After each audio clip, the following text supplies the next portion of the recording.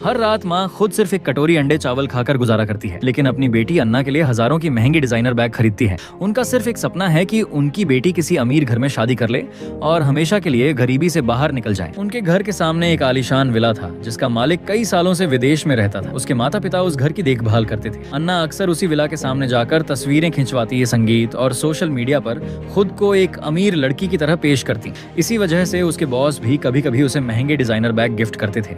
लेकिन इन सब के बावजूद उसके परिवार की आर्थिक हालत नहीं बदली। अपनी बेटी को अमीर लोगों की दुनिया में पहुंचाने के लिए उसके पिता ने अपने पुराने बॉस की पत्नी से मदद मांगी। वह अन्ना को एक अमीर महिला की जन्मदिन पार्टी में ले जाने के लिए तैयार हो गई और उसे अपने महंगे कपड़े और गहने पहनने के लिए दे दी। कुछ ही मिनटों में अन्ना किसी रईस घर की बेटी जैसी दिखने लगी और पार्टी में संगीत पहुंचते ही सबकी नजरें उसी पर टिक गई। उस रात उसकी पहचान उसकी आंटी की भतीजी के रूप में कराई गई। कान में लगे ईयर पीस के जरिए उसकी आंटी लगातार उसे सलाह देती रही, लेकिन अन्ना हर लड़के में कोई ना कोई कमी निकाल देती। कोई उसे बहुत बूढ़ा लगता, किसी का बिजनेस उसे पसंद नहीं आता, तो कोई उसकी नजर में बहुत छोटा था। उसकी आंटी हैरान थी कि अन्ना के इतने ऊंचे मानक हैं, लेकिन अन्ना को पूरा यकीन था कि उसे एक दिन अपना परफेक्ट अमीर जीवन साथी जरूर मिलेगा।